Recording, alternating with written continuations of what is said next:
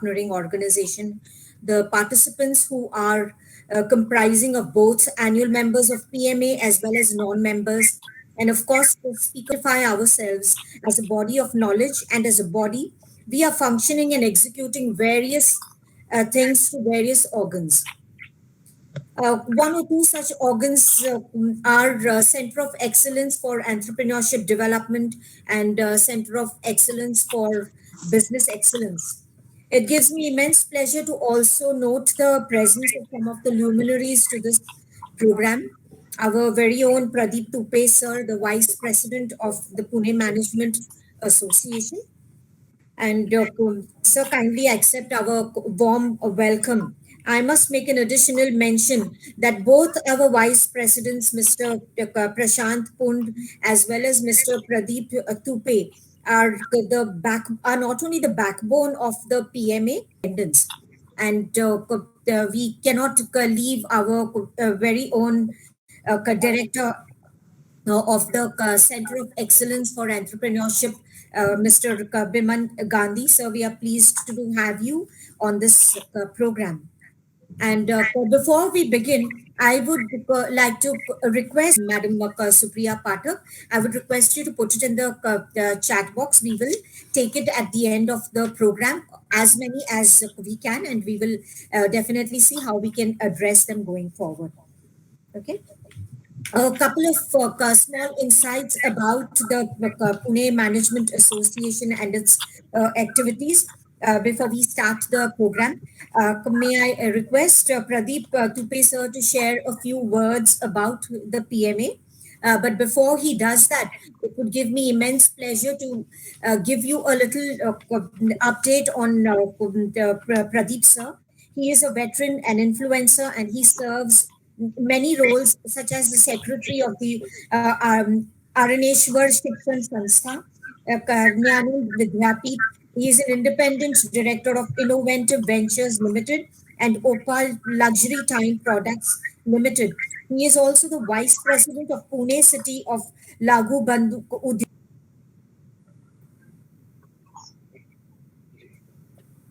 Thank you, Tupe sir, for giving us a broad perspective of exactly what the PMA is doing. It is now our pleasure. It is our pleasure to be associated with Ami Udyogini Pratishthan as our partnering organization. And and we have the pleasure of the company of Madam Meenal Mohardikar, the founder and president of Ami Udyogini Pratishthan. I would request Madam to share an industry, agriculture, and vice president of Maharashtra Economic Development, council founder, president of Ami Udyogini Pratishthan. She is a member and a board of director of Garje Marathi Global. Ma'am, may we request you to share a few words? Yeah, thank you so much. Thanks. First, I'm really happy to be with you today. As Tupe sir said, that Pune Management Association is working for the society. The same way we have started our Ami Udyogini Pratishthan 25 years back. So thanks to actually Biman Gandhi sir, because I know him very well. And as he called me saying that Supriya Pathak madam is coming. So Janet, I'm really thankful to you also, and thanks to everybody, those who are present here.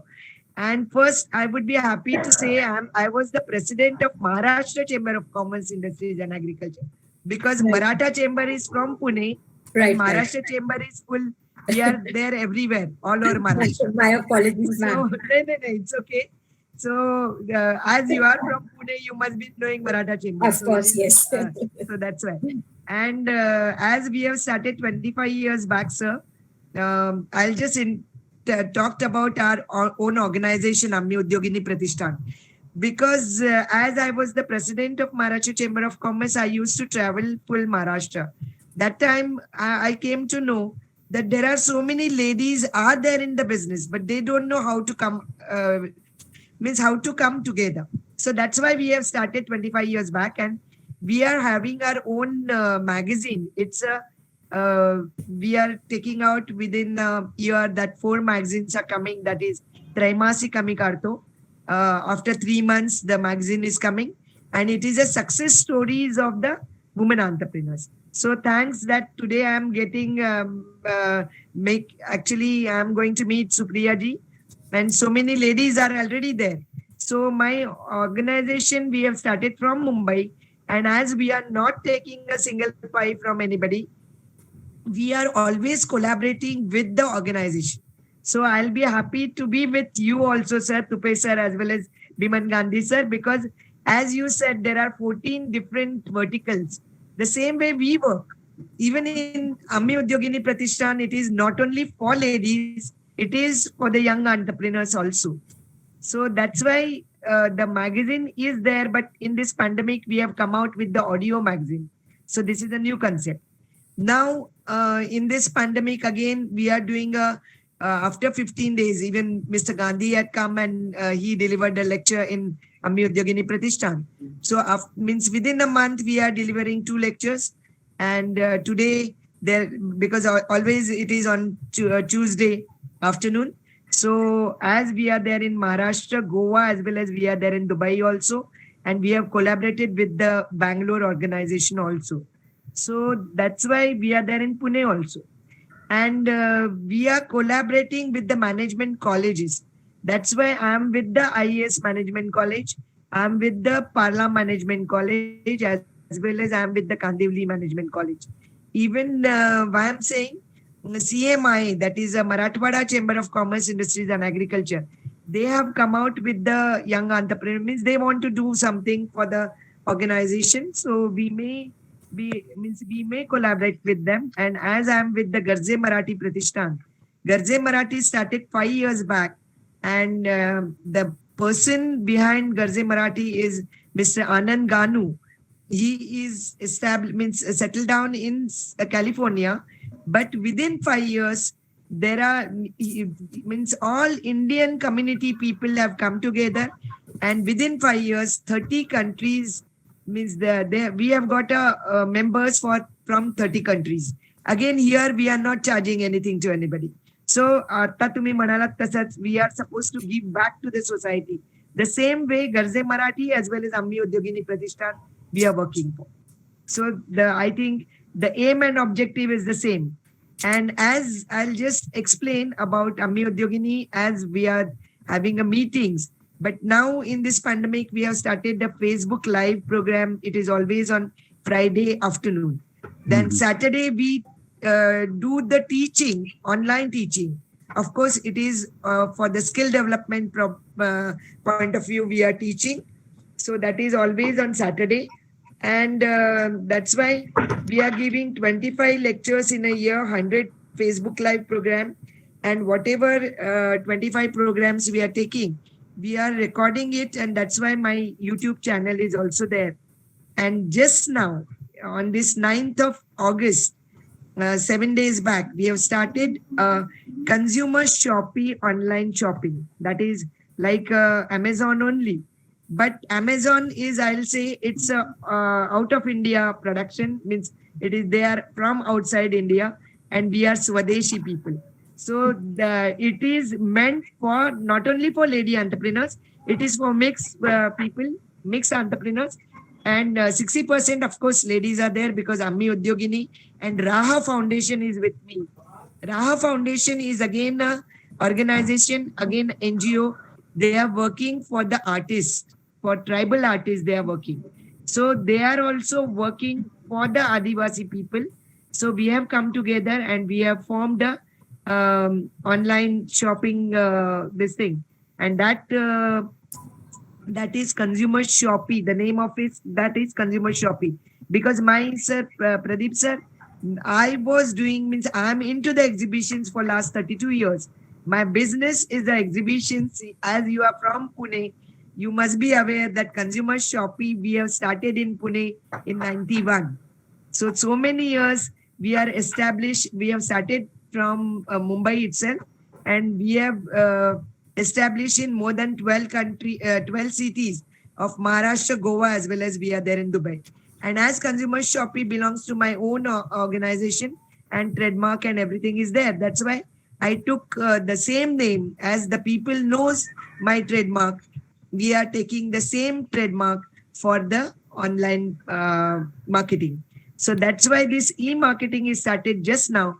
But only the thing for e-marketing is for the small entrepreneurs, lady entrepreneurs, they are not having the GST number. So that is the Okay. problem. So that's why we took care of them also.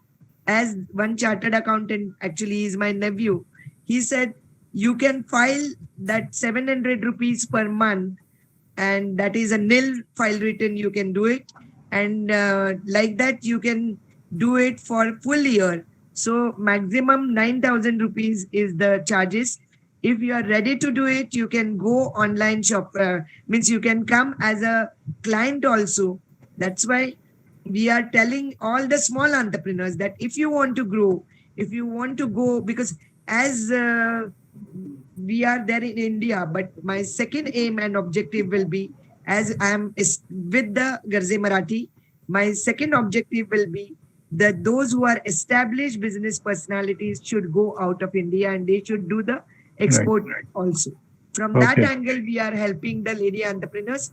And here I'll just tell about, because as I told you that in Mumbai, in Pune, I'm just giving some of the examples from Pune. Manasi Minal ma'am, can I interrupt you here? Can we just share the details little bit later? You can share it Okay, with me, and in all WhatsApp groups I'll of just say PMA. two things. Yeah. Manasi Bedkar is a lady, she's an engineer, she's from Pune, and she is into the manufacturing of LED bulbs. She is with the Maratha Chamber of Commerce. Okay. And another one I'll just say about Sheila Dharia. Sheila Dharia ka kaam to bahut hi badhiya hai. So I'll get, means both of them are very well established lady entrepreneurs. Yeah, Okay. we would like to Thank have you them so on much PMA for platform as giving the well. opportunity to speak. Thank you, Gandhi Thank sir you. and Pradeep sir. Thank you so much, and I'm happy to be with Supriya Tai. I am really happy to listen from you. Thank you. Thank you so much, Minalji. Thank you so much, ma'am, for sharing all the kind of wonderful work that you are doing. We now are pleased to invite Mr. Biman Gandhi, sir, who is leading the Center of Excellence Entrepreneurship Development.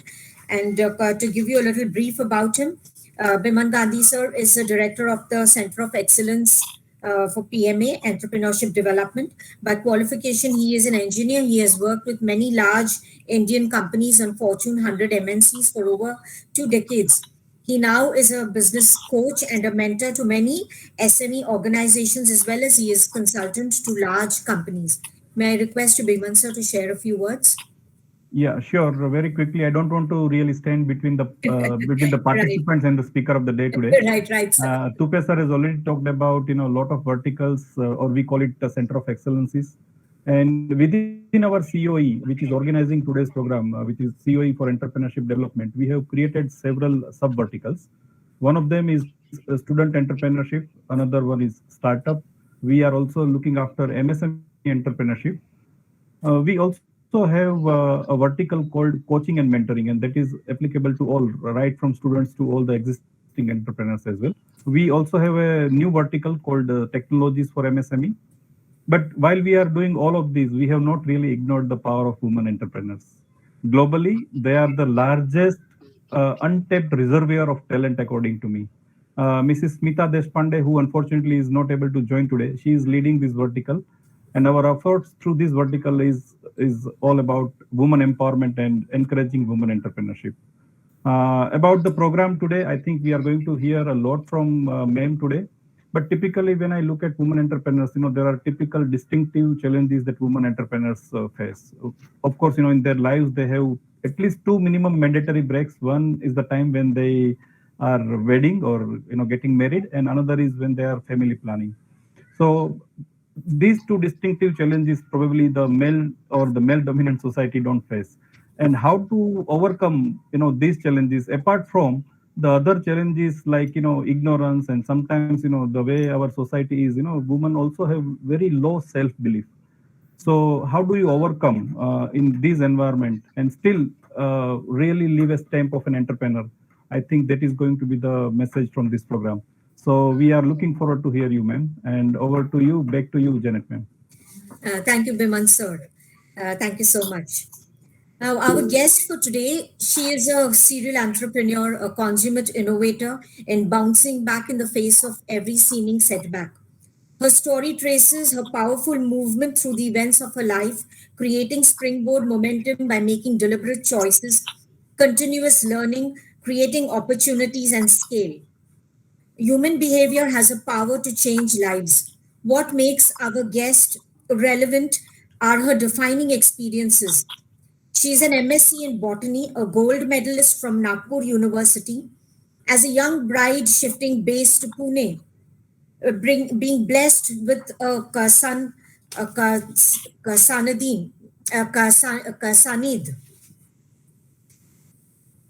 And then the year was 1997 when she set up her first venture, a plant tissue culture lab, but had to soon close it down to accompany her husband to UK.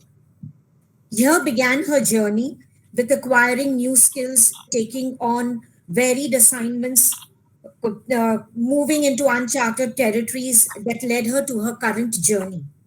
She is here to discuss with us when faced with a choice to give up, she chose to bounce back. Ladies and gentlemen, please join me in welcoming Mrs. Supriya Pathak, an entrepreneur and the founder of Goonj Design Studio. Welcome, Supriya. Yeah, thank you, Janet. Welcome, welcome. Okay, so to begin with, Supriya, could you tell us a little bit about your journey from being an MSc Botany Gold medalist from Nagpur University to your passion in fashion designing? What brought about this change in your career? Yeah, I was a gold medalist in botany, and when I did my post graduation, everybody expected me to join something in research or something like that. But my passion at that time was also fashion designing. That was way back in 1992. So fashion was not in vogue that time, and people were a bit apprehensive about such things. And doing something in research or doing medical and everything was heavily weighed. So I did a job at the National Environmental Engineering Research Institute on the basis of my degree in botany. Then I got married and shifted base to Pune. Here I tried to get a job in relation to plant tissue culture, which was my special subject. Right. But then that was I got a small job, but I was not very happy with it. So I met a few people who suggested me, why don't you set up your own lab? So one part of my home, I had made arrangements like a lab, and I got two projects. One was from a US-based company. They wanted some starter cultures for their laboratory at Kothur only, and again one more project from Department of Science and Technology, New Delhi. And this was going on smoothly when I had my son. And after that, my husband's company gave him the opportunity to travel to UK. And 1994 was quite an old era, I should say. At that time, we didn't have much choice to stay back here. And everybody insisted me going with him. And even I thought that this is a good opportunity to go to a new territory and just give it a chance. So I went to UK along with him. And what there I realized is my degree in botany was not of much use because I was unable to get a job or do anything related to botany. And that subject I really loved. And computers were coming in picture that time. And that stay in UK was just for 1 year, but I realized that computer is the next big thing, even though I didn't like it much. Right. But I still, when we came back to India, I did a course in website designing. At least there was some design part and not programming and all that. I was never comfortable with that. So I thought designing will really help me. So I did a course in website designing. I designed a few websites for some of the companies along with one of my friend, and that was going on smoothly. And again, I did since I was always inclined toward fashion and all that. I Right. learned how to make artificial jewelry. That was just as a hobby. And again, my husband's company offered us to go to UK. So again, I had to close down everything, give back those projects. So I would like to ask you at this point, Supriya, what was your, the kind of challenges that you faced when you had to close down your first setup? I mean, when we set up our own, the very first venture, that's very faced. What are the things that you overcame to be able to, leave one phase of your life behind and take on something new? Yeah, actually, I had been to UK once, so I had some idea that how would life be if I go there. Okay. And moreover, with these IT companies, you don't know how long my husband will be staying there. And he also insisted me that I accompany him. Mm-hmm. And I was certainly ready for adventures. So I thought I can start. Since I know plant tissue culture and that was my basic degree, I could anyway start it once I come back. So those were the feelings, but I was ready to do that adventure. And hence I Wonderful. accompanied him. And there, initially, I didn't do any job or anything since my son was small. He was just, I think, 7 or 8 years old then. But slowly, then I learned that we had the opportunity to get a Christmas job. Christmas is a big thing over there. Mm-hmm. So people they do get temporary jobs for 3 months, 4 months. So instead of sitting at home, I thought that was a good opportunity to gel with the culture over there. Mm-hmm. So I took up that opportunity in a restaurant by the name BHS, British Home Store, Right. for 3 months. It's 8 o'clock. Then my one of my friends showed me an advertisement wherein one of the colleges there required a person who knew web designing. Right. So that I just jumped at that opportunity, and I thought, why not give it a try? So I attended the interview. I was successful. I was chosen up. So I thought that's a good opportunity. So I took up that job. That was learning materials development assistant at Milton Keynes College. And parallelly along with that, I had taken some jewelry material from India that would be a good pastime for me. Right. So I was making jewelry, and on weekends, like I think it was Friday mornings, we had a handicraft market over there. So Within the college, you mean? no, that was at a distant place. Okay. So I thought of giving that a try because making jewelry was another interesting thing for me. So I used to visit that market on Friday mornings. I had taken that concession from my boss that I'll be joining late on Fridays. And I used to start at 5 o'clock in the morning, reach that venue by bus, Okay. and exhibit and sell that jewelry till 11 in the morning. And then I used to rush back to the college where I was doing my job. Okay. And after finishing that, I used to take my son back from school and then reach home. So every Friday, that used to be my schedule. You And I certainly have a never give up spirit, Supriya madam. yeah, and I was very happy doing that. Right. Again, the day my boss was asking me that now it's time. You had been here for 6 months. Now I think I can take you up as a permanent employee. Wonderful. And I was really happy. But when I came home, the second day, my husband's company told that your project and your work in UK is over and you have to go back. Oh no. So, So that was another kind of a setback. So could you share with us some kind of, one important lesson that you had from these two places where you were employed? But somewhere that experience would have served you well in your, journey as an entrepreneur. That is, this Milton Keynes college as well as this the Christmas job that you took up at British Home. So some One, one of the learnings that you could you share that with us?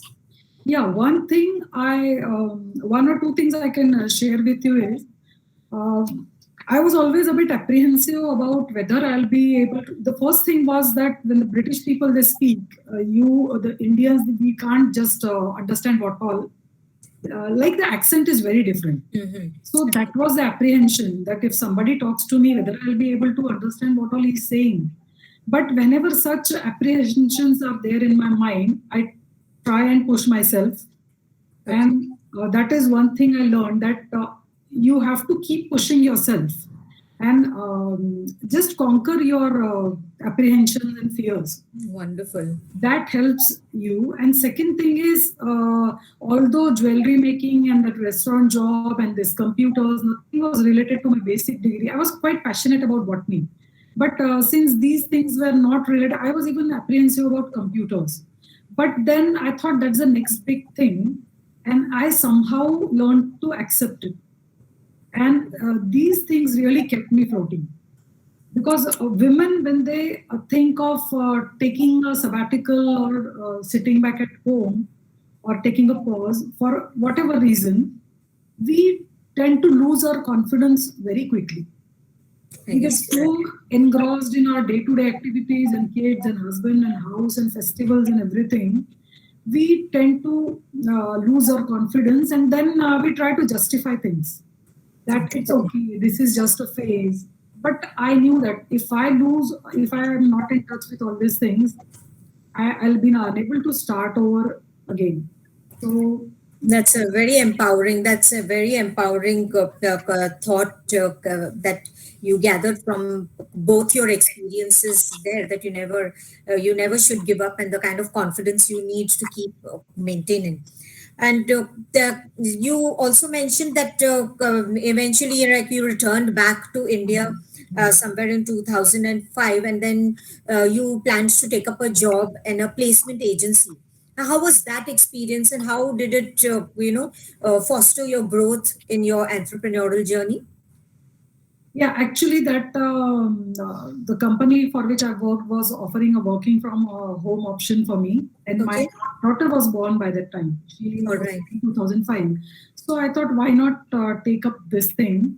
Because that didn't require me to go out and work True. for a certain period of time. Because I used to manage my work late in the night, finding resumes, approaching people, and all that. Okay. And again, my husband is very, very supportive of what all I do. So he introduced me to stock market at the same time. Right. Yes, I read that. He told me, why not give it a try? And I was pathetic with maths. So that's why I had opted for botany. But then again, that was another challenge. And I was nowhere, and nobody from my family is anywhere related to economics or accounts or anything. All of my family members are doctors. So I thought I did a few courses in stock market, but that was not a much successful thing. I had failed, I should say. I should accept that was not a very successful stint with stock market. I had failed. I had done some losses, and I was along with that I was doing some placement work. So both the things were going on really well, and my daughter grew up, and then she started doing full time school. Right. So my husband again told me that sometime back I had mentioned to him that fashion designing I had thought of doing that after my MSc and all that. Right. So he told me that why don't you take it up now? You can go to the college, learn again. So I was a bit nervous because I was quite an old student. Otherwise, the whole crowd was in their 20s and they were all youngsters. True. But I again thought that chalo karke dekhte hain. So I found out a college that was giving that course in the time span that was available with me. And so I did that course and I stood first there also because that was my passion anyway, doing fashion designing. And second, after that, my husband's project shifted to Mumbai. He was coming over the weekends to Pune. And again, I had that problem that how will I go out? because I had two kids. My elder child was in 10th standard. Right. My daughter was doing, she was 7 or 8 year old. And I have that feeling that I need to be good at home also. That's my own perspective. Nobody compels me. But, I guess, yes, you're right. most of the women, they do have that. If I go Yes. out and my kids are playing the mobile all the time, and so I thought I should. And moreover, I did that fashion designing course quite late, like I was in my 40s. So I couldn't have possibly done the hopping around which the youngsters do. True. And moreover, I thought of doing something different, as I was not very comfortable with that conventional fashion designing thing. So I thought that what I had this idea in mind that people, they do painting on saris, people, they do embroidery on saris, Right. and it takes a lot of effort to do that. But the outcome is not that remarkable. It's not that noticeable. So this idea occurred to me that I'll fuse these two things, do more embellishment, and come out with a new product. So initially I tried this, and that was well appreciated in my group of friends, and everybody really inspired me that go ahead with this. You are doing really well. And in 2014, I started Gomes Design Studio. Wonderful. Doing Now, really in all this trajectory, your the husband Avinash, he triggered this interest in finance with your interest in that stock market, and that was really, very empowering on your part to also mention that okay, it was not your forte, so then you still did move on, and that you also enrolled into this fashion designing course. Now, would you be able to share some of your experiences? Like you did say that okay, you felt this kind of a gap in the kind of an age barrier when you entered and you found. So, how was your dynamics with the young people? Because it is a amalgamation of both the youth as well as your experience that would have made you to bring about so many ideas into the kind of work you were doing. So how was your interaction with them, and how would they interact with you? Could you share some of that experience with us? Yeah, actually, I was not the only one who took up fashion designing That's so so. late. Harshada was with me, Right. and a few more ladies who knew stitching very well, and we were 5 to 6 ladies who had taken up this opportunity of learning fashion designing again. So these youngsters, yeah, they the advantage we had was we were a bit matured lot. Right. So we were taking things really seriously. What all they were teaching. Excellent. So the youngsters, they initially after some apprehension, they started bonding with us very nicely because we had all our books completed, our journals done properly. So Right. Right. So wonderful to know that you've managed to create a kind of a bonding with these people, and then also be able to take on some ideas and also infuse into them some qualities which are exemplary with you. yeah. Yeah, Supriya, would you be able to share with us your Goonj story? What this name Goonj? First of all, what prompted you to name your design studio Goonj? What is it about? What exactly are you doing for our viewers? If you would be able to share, because there's a lot of creativity that went into making that studio. So I'm sure all of us would be interested in knowing that. Yeah, I discussed this name Gunj with one of my teachers at INIFD, the Okay. Fashion Institute, and I had a few options. Like sometimes people nowadays put different names, like Ginger or something, to their boutique. Right. But the teacher told me that what are you basically interested in? And I was very clear that I was anyway going to do only Indian kind of traditional fashionable things. like saris and dress materials and all that. Mhm. So finally, we chose this name Gunj. At the Hindi name sounds more universal. Right, right. Yeah, because I didn't want it to be a very typical Maharashtrian name. I wanted because my suits and my the Gunj Design Studio, I get orders from all over India. It's Delhi, it's from Chhattisgarh, from different states. I get orders and I supply them. So I didn't want it to be a very typical Maharashtrian or a very Western name. So Gunj was the name that appealed to me, and I decided to go with it. And uh, initially, I was into only kurti materials, Okay. and that part was really going on very well. Okay. But and I started participating in exhibitions. Initially, I was a bit apprehensive, like how to sell a thing, so how to speak to people. Yes, we would have checked with you exactly how you do your marketing. But yes, please do tell us. It's really interesting to hear Yeah, you. yeah. I'm not a very aggressive marketing person. Mhm. I'm a very quiet person because one of the organizers of one of my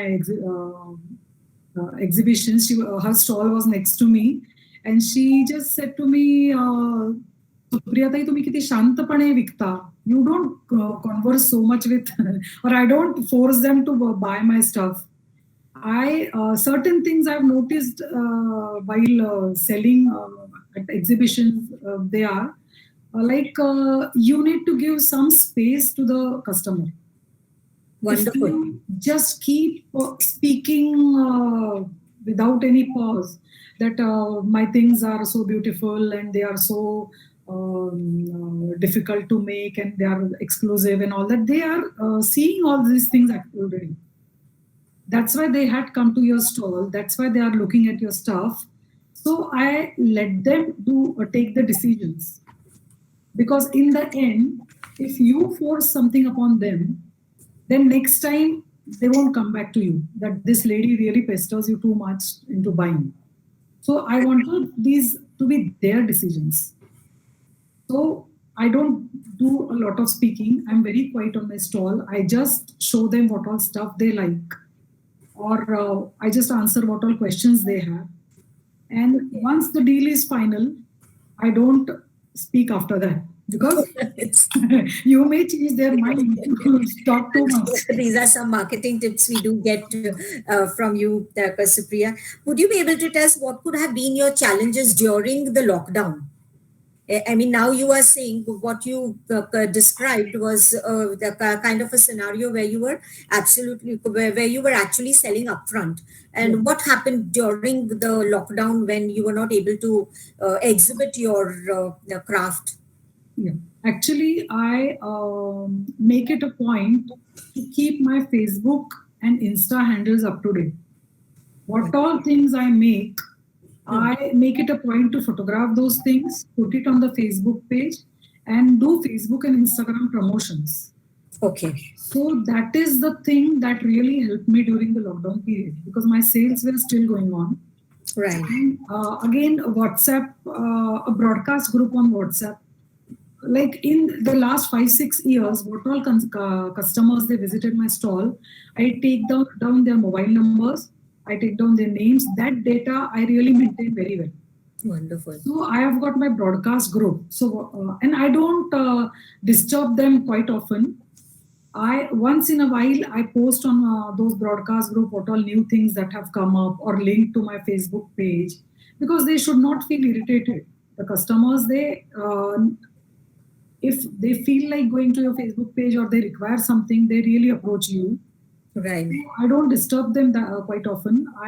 But I keep my FB page and Instagram page really up to date. What all latest things I have done, and I do promotions. Paid promotions are available on those pages, Okay. so that really helps.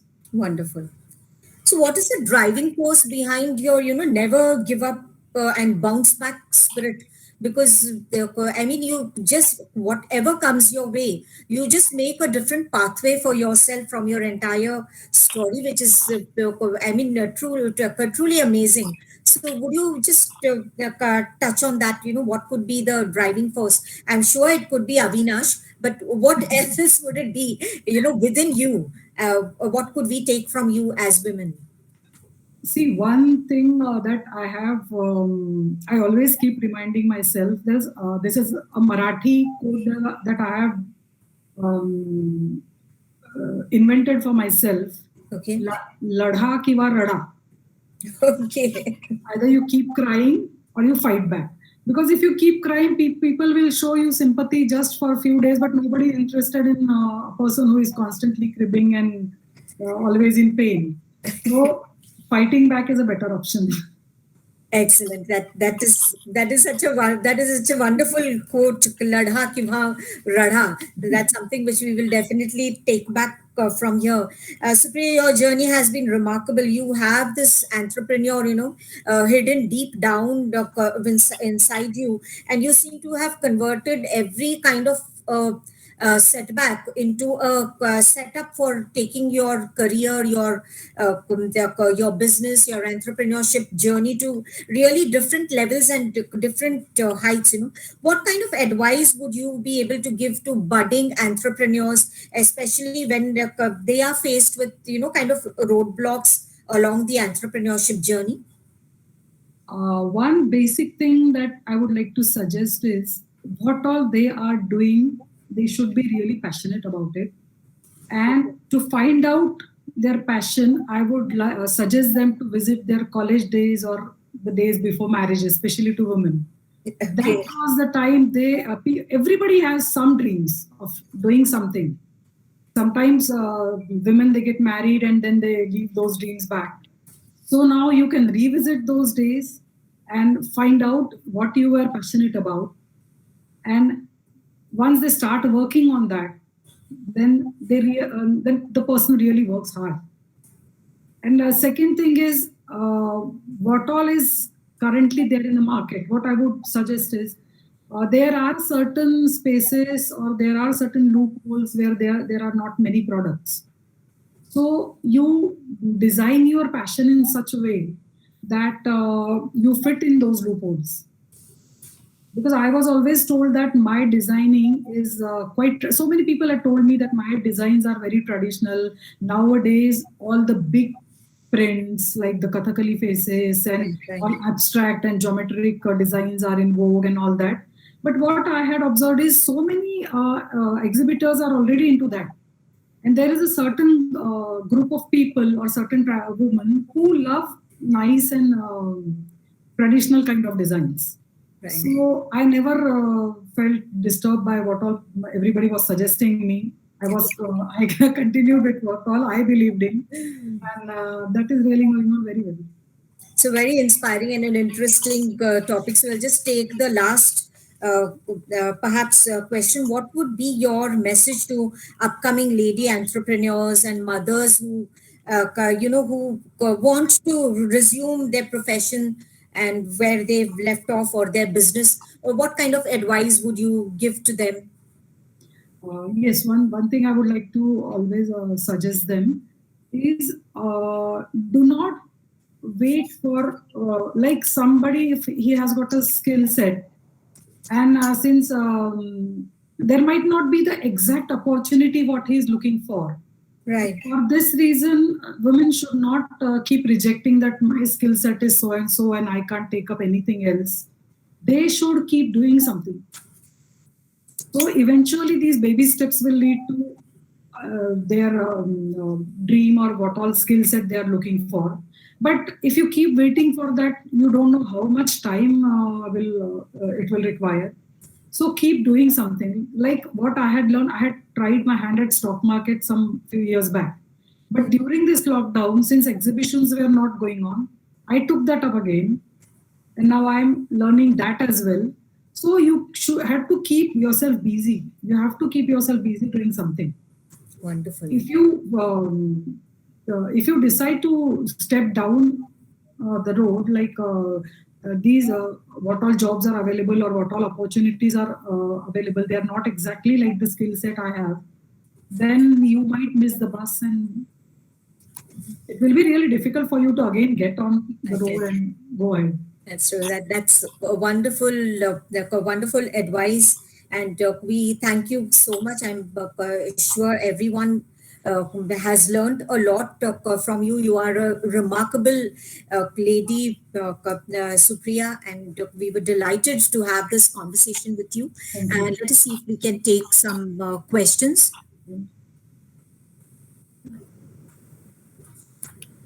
There don't seem to be very many questions.